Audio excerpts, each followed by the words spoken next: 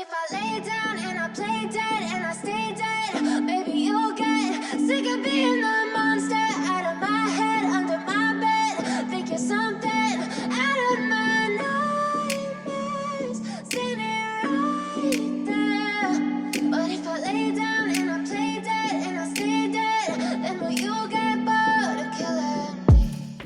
Hello everyone and welcome again. It's a girl Danielle. Today we are going to be making chia seed jam. And for this we'll be needing mixed berries, alright, and we have our chia seed, and we'll be needing lemon juice, and I'll be using stevia as my sweetener, but this is totally optional. So if you don't want to use stevia, you can just make your jam like that. I'm trying to make a more healthier jam, but not to worry, I'll drop all measurement in the description box below. So let's make our jam.